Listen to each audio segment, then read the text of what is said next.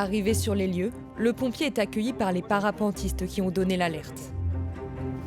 Dites-moi tout. Il est coincé en haut, Il est à quel niveau?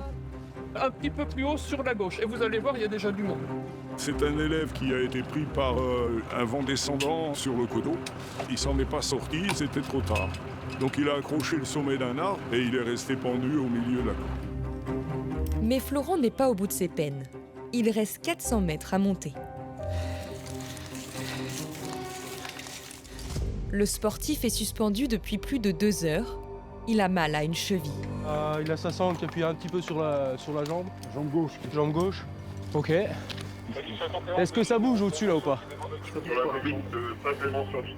Ok, vous êtes dans une position particulière, vous n'êtes pas contre un arbre. Donc on va devoir faire un peu de bricole là, hein? Florent commence l'intervention seul, mais d'autres pompiers spécialisés sont en route.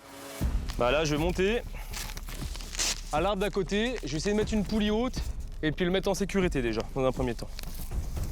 C'est des griffes d'élagueur. C'est pour monter à l'arbre. L'ascension démarre. Il faut rassurer l'infortuné parapentiste au plus vite. Ils arrivent les collègues. Ça va? Ouais.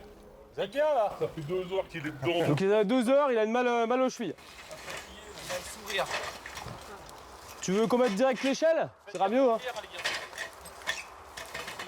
Je vais continuer de monter. On va t'aider. La priorité pour Eric, le chef de groupe, c'est de sécuriser le blessé. Si les branches cassent, il chutera de 15 mètres. On va essayer de créer un point haut pour pouvoir le soulever avant de le redescendre. Voilà, pour qu'il puisse se décrocher sans qu'on touche au suspendre du parapente. Est-ce qu'il y a danger qu'elle casse ou non? Non, c'est surtout pour éviter d'abîmer le matériel, parce que ça coûte cher le parapente. Donc voilà, on va essayer de faire ça. Donc à mon avis, on va passer la sangle par-dessus. Peut-être, ouais. Florent est enfin arrivé en haut de l'échelle. Mais la suite s'annonce compliquée. Tu crois que je me mets là-dessus, non? Il n'a pas le choix. Il doit grimper sur cet arbre qui ne semble pas très solide. Ah, on est pile poil au même niveau là. Florent peut maintenant sécuriser le sportif. Chope déjà le crachit pour le sécuriser sur ton point. Ok.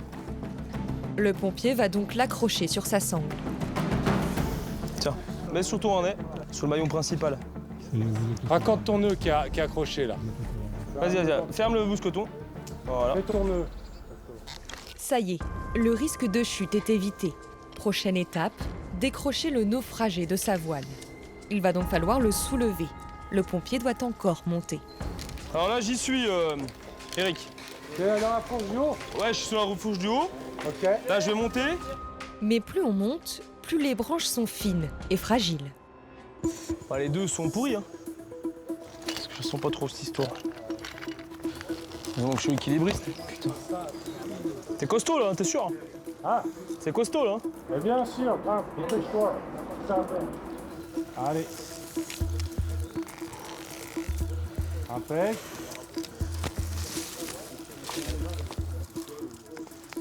Là, moi je suis sécurisé. Voilà. Enfin, Florent, à bout de souffle, est arrivé à 3 mètres au-dessus du parapentiste. Un second secouriste est monté à côté de lui. Celui du haut gère la corde et celui du bas s'occupe de la victime et c'est plus rassurant pour les victimes d'avoir du monde quand on peut. Pour réussir à décrocher la victime, il faut basculer tout le poids sur la corde de Florent. Ouais, encore un petit peu. C'est bon? Tu peux enlever tes suspentes? Voilà, celle-là, tu l'enlèves. Ok. T'es encore en traction? Ouais, faut que je tire un peu parce que de toute façon il y a trop de... Ouais, c'est tendu là. Mais Ouais. Mais le parapentiste, épuisé, n'arrive pas à enlever le second mousqueton. Autrement, on hisse encore un peu. Ouais, attends. Allez, traction. Tractionne, ouais. Tractionne. On va tractionner le plus possible. Encore. Attends, doucement. Hein. Doucement les à-coups, les gars. Allez, vas-y. C'est bien. Continue. Parfait. Hop, doucement. Enfin libéré de sa voile, l'homme va pouvoir descendre en toute sécurité. Tu te laisses faire. Tu fais attention par contre au niveau des branches. T'as des branches, tu les écartes avec tes pieds. Allez, c'est parti. Il aura fallu près de 2 heures pour le secourir. Le parapentiste touche enfin le plancher des vaches. C'est tout bon, victime au sol. Sa marche est incertaine, après 4 heures suspendu dans les airs. Douloureux ou pas? Non, c'est pas douloureux. Ok. J'avais beaucoup de tension ici, mais je pense que c'est juste avec la sangle. Ouais, mais bon, voilà, Avec les les attaches. mal? Non, ça va. Non, ça a râpé, mais ça, c'est juste les branches. Ouais. Il y a des dermabrasions au niveau externe, là, mais sinon. Finalement, aucune blessure. Le parapentiste n'est pas prêt d'oublier cet atterrissage raté, mais il s'en sort bien. Transpiration, tension et adrénaline. Les secouristes, eux aussi, sont satisfaits de cette conclusion heureuse. Au sol. L'arbre était pas épais, hein. Donc t'as vite chaud là-haut. Hein. Très bonne expérience, ça fait du bien. Il fait soif. C'est le côté technique qui nous plaît. La partie, voilà, on sait qu'il n'y a que nous qui pouvons aller le chercher. Et donc c'est toujours intéressant de trouver la meilleure solution pour aller le chercher et le descendre en toute sécurité. Peu connus du grand public, les hommes du groupe d'intervention en milieu périlleux opèrent là où les équipes traditionnelles ne peuvent pas aller. En Saône-et-Loire, ces sauveteurs de l'extrême interviennent chaque année pour extraire et sécuriser près d'une trentaine de victimes.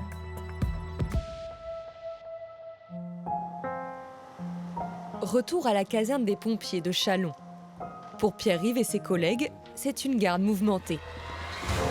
Il est 4 heures du matin et la nuit n'est pas terminée. On part sur un accident de circulation, 2 voitures, une voiture sur le côté. On n'a pas beaucoup plus d'informations pour le moment. Ça va être au rond-point là. Ouais, regarde. Ah ok, elle est là. Ok, j'ai encore une personne à l'intérieur. Il n'y a en fait qu'une seule voiture.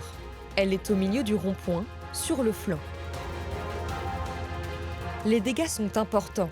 Le moteur est arraché, preuve de la violence du choc. Bonjour madame. Ouais.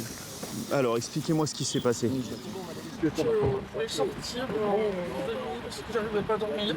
Ok. Parce que j'ai une pression. D'accord, ok. Vous êtes blessé là? Vous avez mal quelque part? Ok. La conductrice est en pyjama. Son pied est sous la voiture, sans doute blessé. Elle a le pied dessous, mais par contre, elle s'est déceinturée. Visiblement, elle n'est pas blessée, elle a juste un petit trauma au niveau de la cuisse.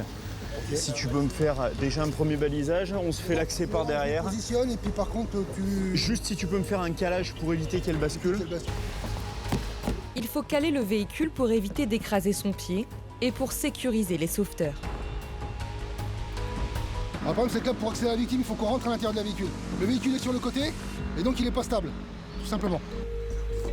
La conductrice peut enfin bouger sans risque. Ouais. Un pim. Pim. Ouais. Et extraire sa cheville, coincée sous la voiture. Madame, est-ce que vous avez mal au niveau du dos? Les secouristes se méfient particulièrement des traumatismes de la colonne vertébrale. Est-ce que vous avez mal au niveau du dos? Non. D'accord. Est-ce que vous avez des fourmillements dans les jambes? Ouais, D'accord. ça fait très mal. Ok, d'accord. Laquelle, la gauche? La gauche. Ok, d'accord. Quel niveau s'il vous plaît, madame? Ah, là, je suis. Ok. Parce qu'elle a déjà été pétée, donc Et là, vous pensez qu'il est cassé encore? ouais. Impossible de sortir la jeune femme par les portières. Les pompiers vont devoir l'extraire par le coffre. Il s'enlève pas ces machins? Ah, si. T'arrives à l'enlever, machin? Ah, bah non, il s'enlève pas là-dessus. Ah, sinon, on va les couper, gros. Petite pince, et tu me fais péter la putette à l'intérieur. Il te faut la putette? Ouais, tu me fais juste la putette, s'il te plaît. Avec cette pince de cisaillement, il coupe l'appui-tête, mais aussi la banquette arrière. Tiens, envoie le plan dur derrière, comme ça, si elle veut s'allonger dessus. Tu me dis, hein, si t'as besoin. Vous avez mal au poignet? Ouais, mal au poignet aussi, gros. Plusieurs pompiers se sont glissés dans la voiture pour installer la jeune femme sur la planche. Damien, tu maintiens le plan dur, s'il te plaît? On va faire, je vais vous aider, vous allez toucher avec votre jambe. Est-ce qu'avec la jambe droite, vous allez pouvoir pousser? 1, 2, 3. 1, 2, 3. Ok, halte. On va faire comme la chenille. Il y en a un qui prend la tête, les autres on prend sur le côté. Le but est extraire la victime. Mimi, tu peux m'ouvrir l'ambulance s'il te plaît? Allez, on y va. On va tout droit et on dépose sur le brancard. Levez, avancez. Ok.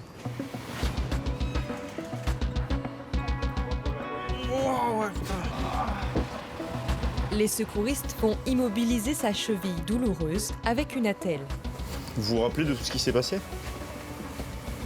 Oui, j'ai tout vu. D'accord, qu'est-ce qui s'est passé? J'ai frôlé le trottoir et puis j'ai atterrir direct dessus. On m'a dit attention. Ça va vous faire quand même un petit plâtre au niveau de la cheville. L'autre cheville, pas de souci? Non, au niveau des jambes. Pas de problème? Non. Non. Au niveau des bras? Le poignet. Le poignet là. Ça fait quoi le poignet là? Ici, là. Ici? Je peux bouger, c'est une douleur. Ouais. Voilà. Je ferme la porte et on y va. Direction les urgences de l'hôpital pour évaluer précisément les blessures. Bon, mauvais début de matinée. Parti vous promener là? J'arrivais pas à dormir. Et puis, j'ai décidé d'aller faire un tour en voiture. Voilà. On va changer les idées. C'est ça. Les radios montreront une fracture de la cheville, mais aussi du poignet, qui seront plâtrés. La fragilité psychologique de la jeune femme incitera les médecins à la garder à l'hôpital pendant 5 jours.